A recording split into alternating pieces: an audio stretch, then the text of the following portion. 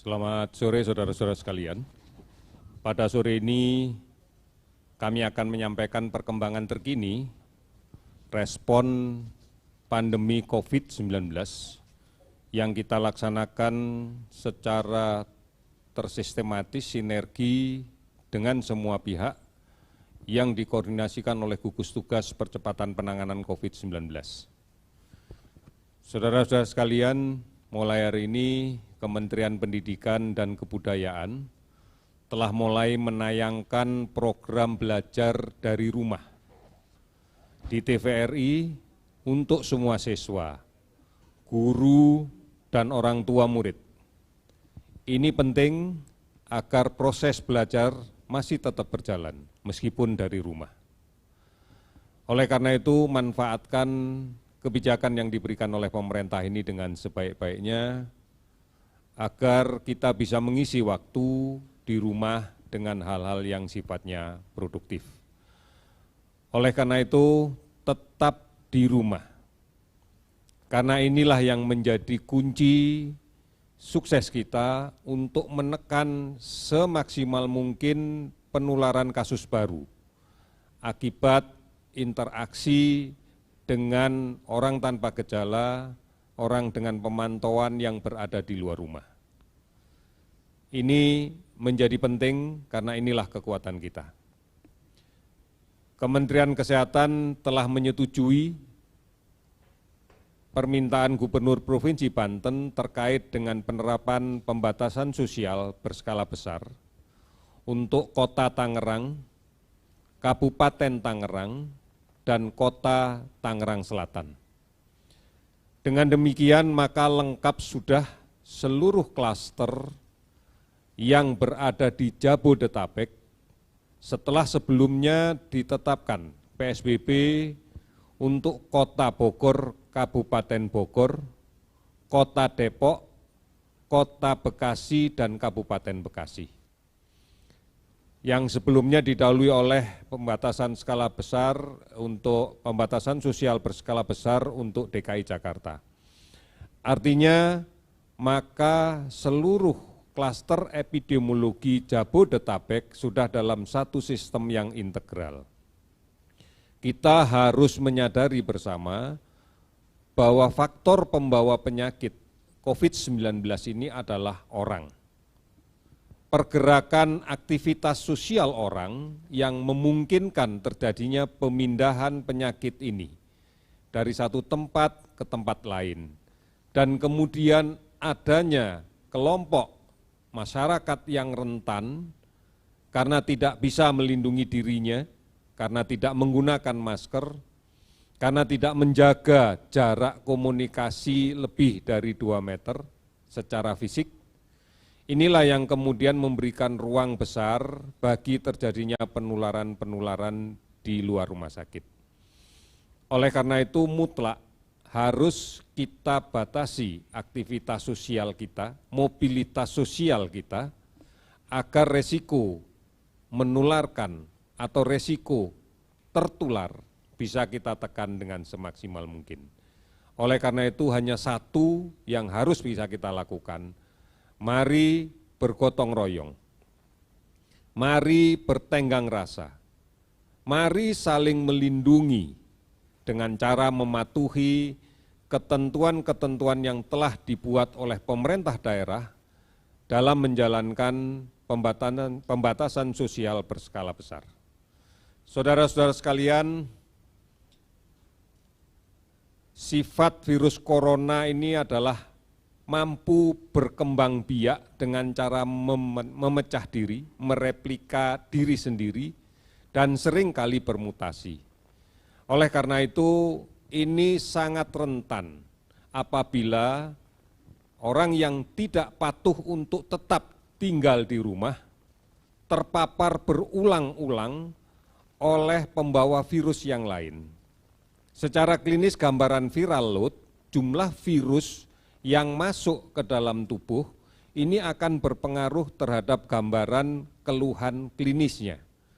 Semakin banyak virus yang masuk ke dalam tubuh kita, maka akan semakin berat gejala fisik yang muncul. Oleh karena itu, sepakat seluruh dunia untuk mengatakan tinggal di rumah, agar kemudian paparan virus ini tidak semakin hari semakin banyak, yang nantinya akan berimplikasi kepada keluhan fisik yang semakin lama semakin menjelek. Kita sudah menyaksikan penyebaran virus COVID-19 sejak beberapa minggu terakhir ini demikian cepat, demikian banyak. Ini adalah gambaran nyata bahwa memang aktivitas sosial kita belum kita batasi dengan baik.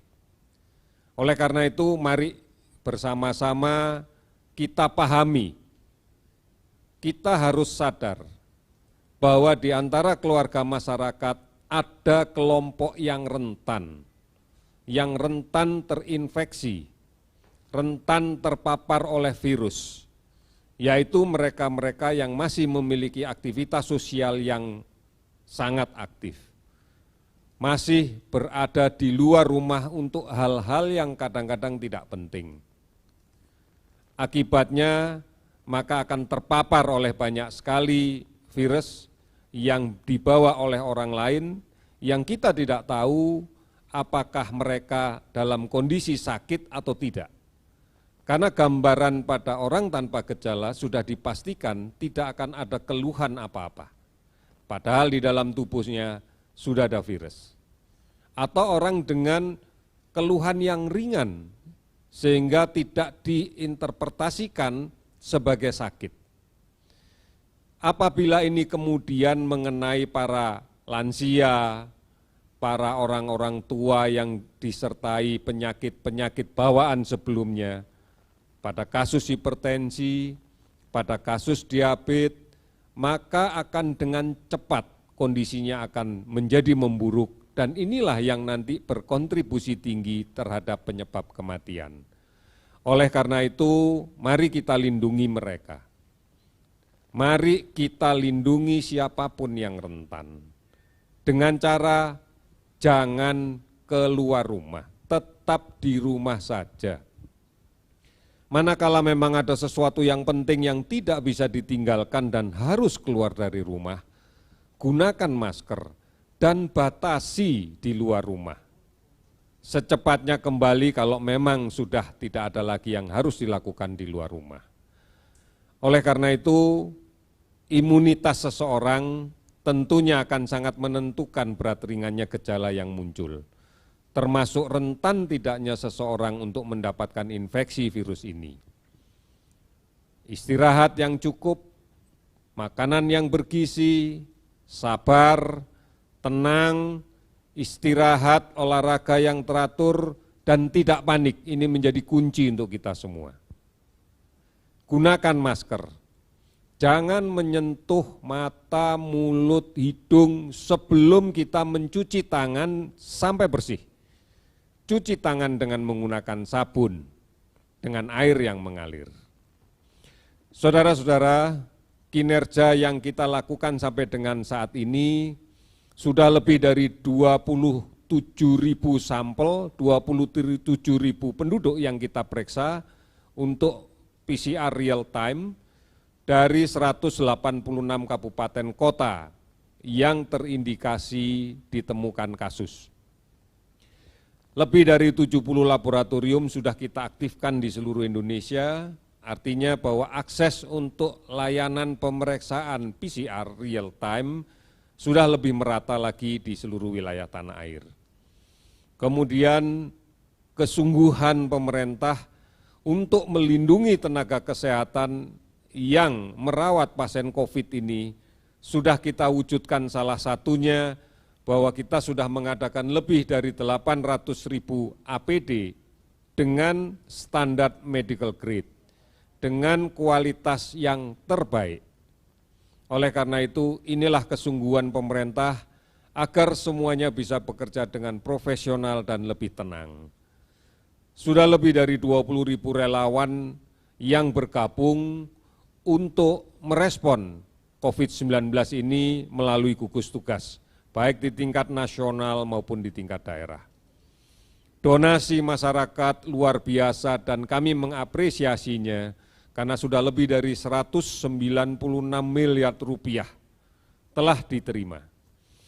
Terima kasih masyarakat Indonesia, dimanapun saudara-saudara berada di seluruh dunia. Anda telah menunjukkan kepada dunia bahwa gotong royong adalah nilai utama dari budaya kita. Dan ini yang akan terus kita pertahankan, karena sifat gotong royong inilah yang sekarang sedang diuji.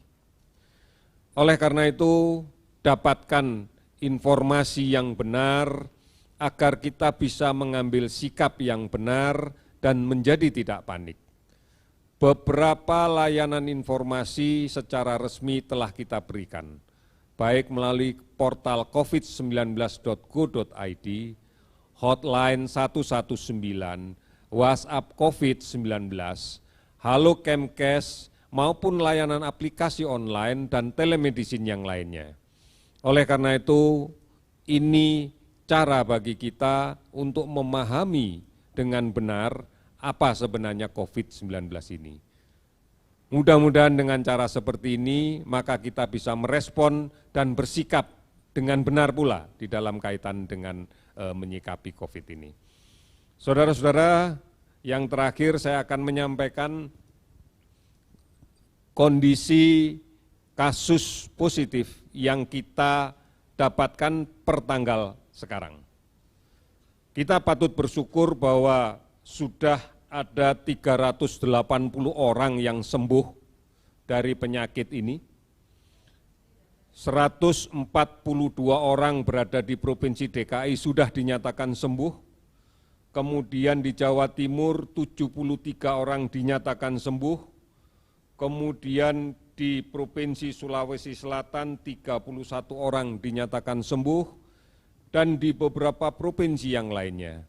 Kita berharap bahwa optimisme kita bersama bahwa COVID-19 bisa sembuh.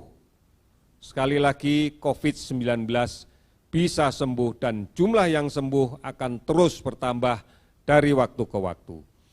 Saudara-saudara, pada pemeriksaan hari ini kita dapatkan kasus konfirmasi positif sebanyak 316 orang, sehingga total kasus kita menjadi 4.557 orang. Yang menjadi sembuh sudah ada 380.